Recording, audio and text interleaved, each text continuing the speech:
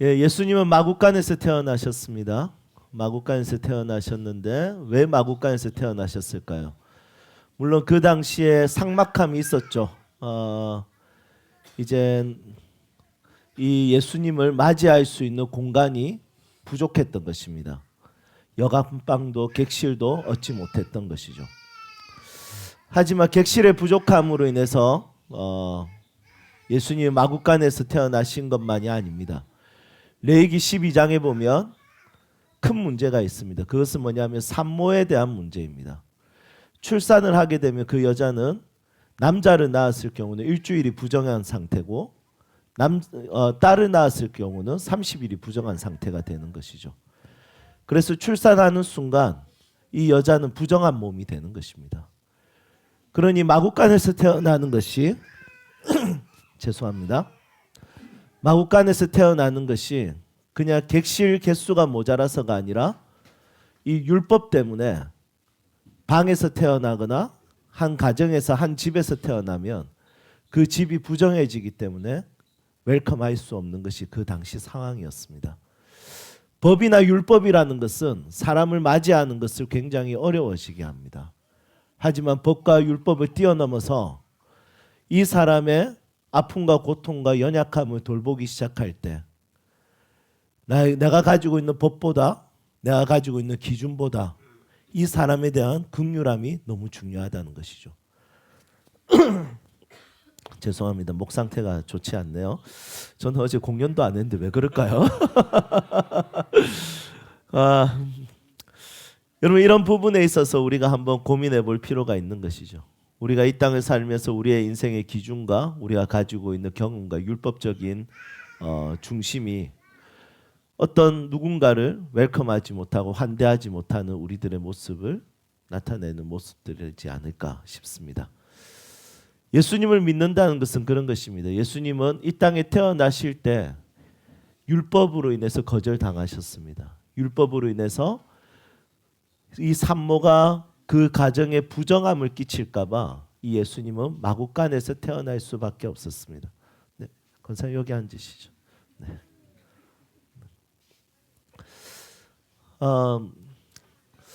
여러분 우리 안에 누군가를 봤을 때 부정해 보일 때가 있습니다. 저거 틀렸는데, 저거 잘못됐는데, 저 사람 별로인데, 저 사람 가까이 하는 건 나한테 이롭지 않은데, 여러분 여러 가지 고민들을 할 수가 있을 겁니다.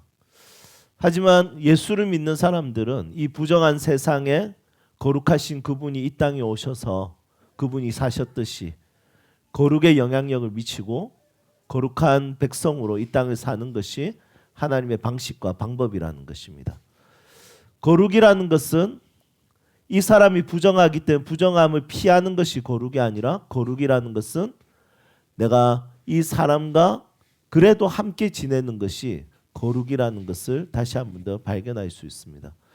거룩에 대한 재해석, 거룩이라는 것은 내가 부정함을 피하는 것이 거룩이 아니라 내가 뛰어들어가고 함께 지내고 함께 거하는 것이 바로 거룩이라는 것을 기억했으면 좋겠습니다. 우리 교회가 거룩한 공동체가 되기를 소망합니다.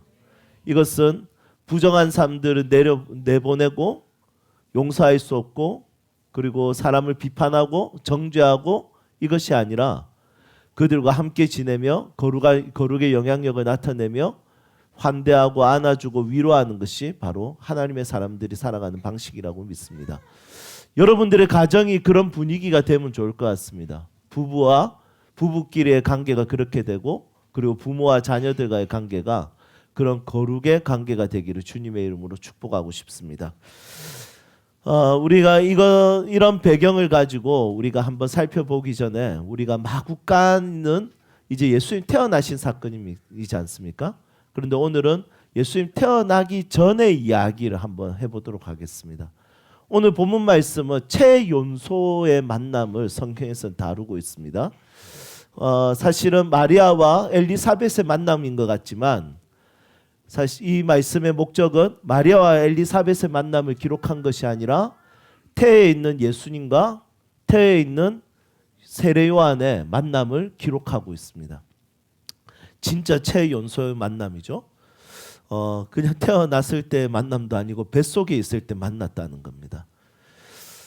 여러분, 예수님은 언제 만나면 좋을까요? 최대한 빨리 만나는 것이 좋습니다. 예. 예수님을 만나는 시간은 청년 때 만날 수 있고 청소년 때 수련회 때 만날 수도 있습니다. 그리고 어른이 되어서도 만날 수도 있습니다. 하지만 우리 언약의 자녀들은 태에 있을 때부터 예수님을 만나는 것이 정말 중요하다는 생각을 하게 됩니다. 그런 신앙을 뭐라고 합니까? 모태신앙이라고 합니다. 여러분, 모태신앙은 못된 신앙 아니죠? 예, 모태신앙은 기도도 못하고 전도도 못해서 모태신앙도 아닙니다. 모태신앙은 정말 축복받은 신앙이죠. 언약의 자녀로서 너무 축복받은 신앙입니다. 한결이 한별이 이래는 제 자녀입니다. 이 아이들이 모태신앙으로 이 세상에 태어난 것이 저는 너무 부럽고 너무 소중하고 너무 자랑스럽습니다. 오늘 유아 세례 받는 아이들이 있는데 정말 연소하지 않습니까? 최연소 아이들입니다. 특히 이선은 지금 태어난 지 얼마 안 돼서 정말 주먹만 하네요. 네, 너무 쪼매난데 여러분, 저 때부터 예수님을 아는 것이 얼마나 큰 복인지 모르겠습니다. 그런데 이 아이들은 전부 다 모태신앙으로 자랐고 그리고 앞으로 하나님의 백성으로 자랄 것을 생각했을 때 너무 복되다 생각합니다. 성경에서 다루고 있는 최연소로 예수님을 만난 세례 요한의 이야기, 참 흥미롭다는 생각이 듭니다. 그런데 오늘 이 말씀에 보니까 이런 내용이 있습니다. 이 배에 있는 세례 요한이 배에 있는 예수님을 만나자마자 말씀의 42절 한번 보시겠습니까? 굉장히 재미있는 표현을 합니다. 함께 읽겠습니다. 보라, 내 문안하는 소리가 아닙니까? 네. 죄송합니다. 우리 44절입니다. 자, 같이 다시 읽겠습니다. 보라, 내 문안하는 소리가 내 귀에 들릴 때에 아이가 복중에서 기쁨으로 뛰놀았도다. 아멘. 여러분, 누가의 직업은 뭘까요? 의사입니다. 의사인데 의학적 소견을 내리지 않고 인격적 소견을 내리는 것을 보게 되죠. 의학적 소견으로 내리면 지금 이 아이에 대한 평가와 이 아이에 대한 이야기는 뛰어논다라고 하지 않고 이 아이는 지금 잘 움직이고 건강하고 이렇게 평가를 할 건데 인격적 평가를 합니다. 뛰어논다라고 합니다. 여러분, 배 안에서 뛰어논다라는 거, 지금이야 초음파를 하면 알겠지만 뛰어논다는 것은 어떤 의미일까요? 그리고 논다라는 말은 의학적으로 아예 쓸 수가 없는 단어죠. 논다라는 것은 진짜 인격적인 표현입니다. 의사는 최고의 기준을 가지고 최고의 지식을 가지고 전문적인 지식을 가지고 어떤 것에 대해서 평가하고 판단할 수 있는 직업이죠. 그런데 이 누가라는 의사는 의학적 판단을 하는 것이 아니라 인격적 판단으로 뛰어논다라는 단어를 씁니다. 그리고 이것이 그냥 이 아이가 건강하다 이렇게 하는 것이 아니라 예수님에 대한 반응, 인격적 반응으로 누가는 설명을 한다는 거죠. 신앙이라는 것은 무엇일까요? 하나님 앞에서 인격적 반응을 하는 것입니다. 내가 우연 가운데 살거나 내가 어떤 우연하게 일어나는 일 가운데 사는 것이 아니라 하나님이 주시는 그 은혜 속에 하나님의 섭리 안에서 사는 것이, 또 그것에 대해서 우리가 인격적으로 반응하는 것이 너무 중요하다는 것이죠. 그러면 그리스도인의 삶은 어떨까요? 사람과 사람 사이에서 인격적인 반응을 하는 것이 굉장히 중요합니다. 여러분, 이것이 진짜 중요한 숙제라는 생각이 듭니다. 하나님 앞에서 우리가 인격적으로 반응할 때가 많은데 사람에게 인격적으로 반응할 때가 별로 없습니다. 여러분, 이것은 의사든 과학자든 아니면 전문 지식을 가진 사람이든 그 누구든 가장 중요한 것은 인격적 교제와 인격적 만남을 가지는 것이 너무 중요하다는 것이죠. 누가라는 의사가 한 아이에 대해서 이야기할 때, 진단을 내릴 때 이 아이는 건강합니다 이렇게 진단하는 것이 아니라 인격적 판단으로, 소견으로 이 아이는 지금 뛰어놀고 있고 예수님에 대해서 반응하고 있다는 것에 대해서 이야기하고 있습니다. 여러분, 우리 안에, 그리스도 안에서 우리 안에 더욱더 인격적인 완성이 있기를 소망합니다. 여러분, 저도 불안하고 여러분들도 불안할 겁니다.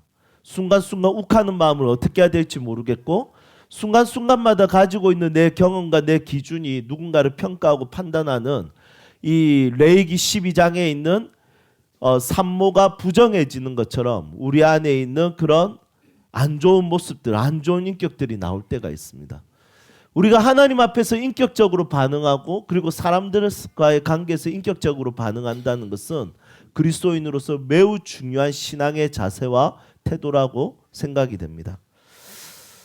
인격적이지 않는 모든 것에 대해서 우리가 배척하고 진짜 인격적이고 우리가 같이 서로를 소중하게 여기는 그런 신앙이 필요하다고 생각합니다. 영성이 깊고 영성이 높을수록 인격적이게 됩니다. 영성이 높을수록 폭력적이지 않고 인격적이게 됩니다. 왜냐하면 성경에 있는 내용들은 전부 다 그런 이야기를 다루고 있습니다. 로마의 폭력적인 그 압박 속에서도 그리스도인은 전부 다 그들에 대해서 인격적으로 대합니다. 세상이 폭력적이라고 해서 세상을 우리는 폭력으로 이기는 것이 아니라 세상을 우리는 사랑으로 이기는 것이죠. 여러분 믿으십니까? 이것은 너무 중요합니다. 우리가 유아 세례 때 아이들 이제 세례 언약을 할 때 서약할 때 부모들이 이제 이야기할 겁니다. 모든 행동과 언어적 폭력을 거부하고 하나님의 말씀과 기도로 양육할 것에 대해서 우리가 함께 할 것이다. 자녀를 신앙으로 교육할 때 자녀의 신앙이 부모의 마음대로 되지 않는 거 우리 키워보면 다 알고 있습니다.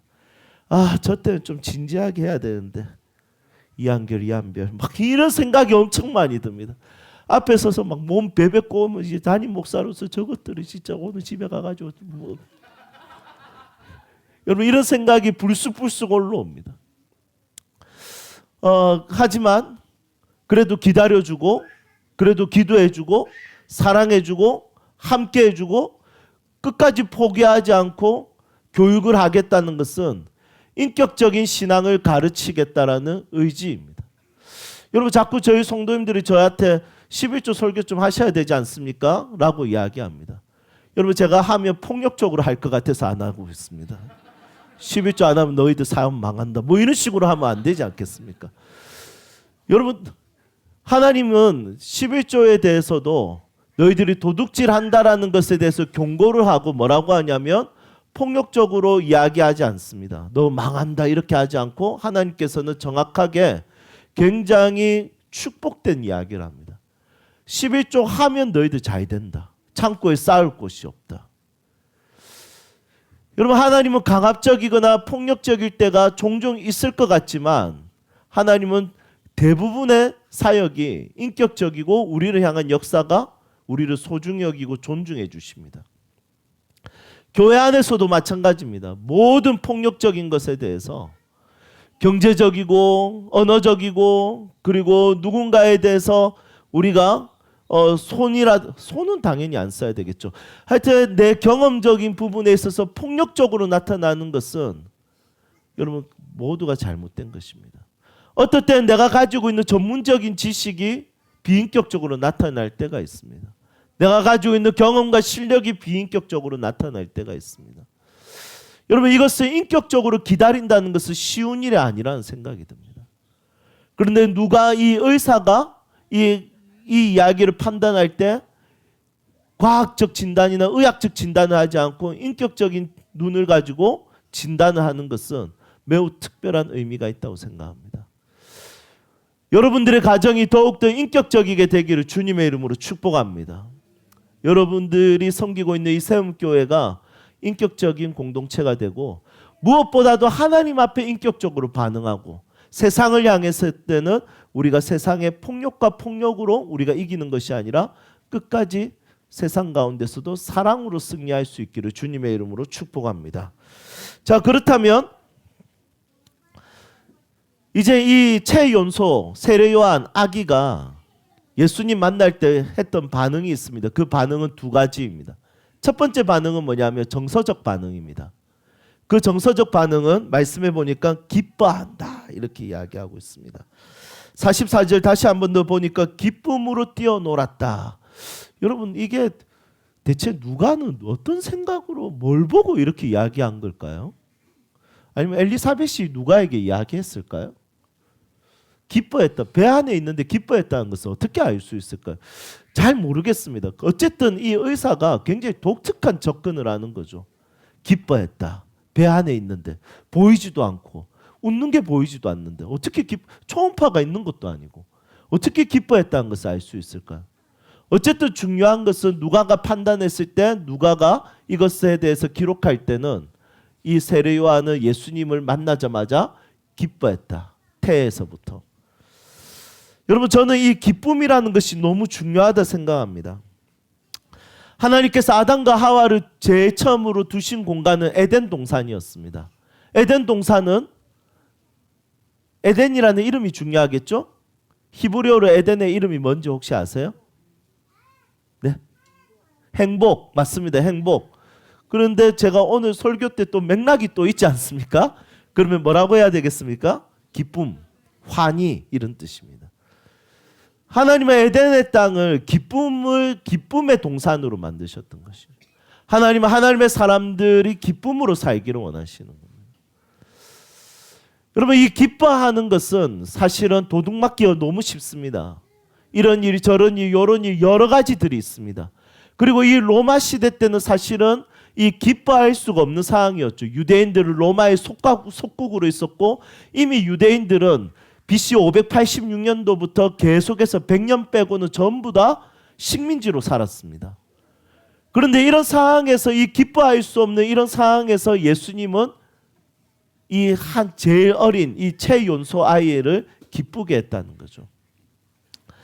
여러분 부모로서 가장 좋을 때가 언제입니까? 아이가 웃을 때지 않습니까? 저도 저희 둘째가 웃을 때가 너무 좋습니다. 왜냐하면 얘는 호탕하게 웃거든. 뭐 이런 식으로 웃거든요. 저희 둘째는. 예, 그래서 너무 진짜 그 소리가 저는 너무 좋습니다. 여러분 웃음 소리는 항상 좋습니다. 여러분 매력적인 사람이 되고 싶습니까? 호탕하게 웃는 것을 가지십시오. 예. 준이 형제 좀 웃으시죠. 여러분 웃는 것이 너무 중요하다 생각. 그런데 우리 자매님들이 왜 웃을 때 형제님 소리를 내시죠? 여러분 기쁨이란 정서는 정말 행복한 일이라는 생각이 듭니다. 예수님께서는 이 땅에 오실 때 제일 어린 최연소 태에 있는 아이를 웃게 하셨습니다. 기쁘게 하셨습니다. 웃을 일 없는 이 세상 가운데 예수님은 웃게 하시는 분이시죠.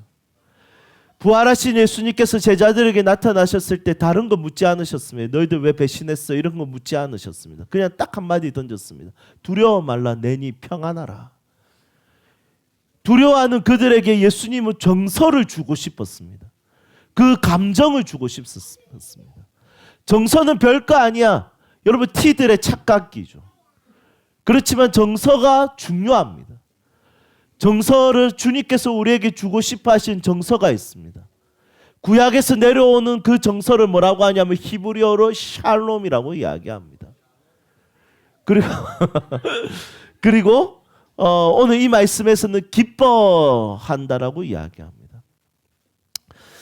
여러분 저는 이 성탄절을 통해서 우리 자녀들을 축복하고 싶습니다. 우리 자녀들이 기쁨의 정서가 도둑맞지 않기를 축복하고 싶습니다. 예수님을 알면 알수록 기뻐하게 됩니다. 항상 기뻐하라 이 말씀에 순종할 수 있습니다. 왜냐하면 예수님은 우리에게 기쁨을 주시는 분이시기 때문이죠. 두 번째, 뛰어놀았다라고 합니다. 예수님을 가까이 하면 생명력을 가지게 됩니다. 뛰어놀 수 있게 됩니다.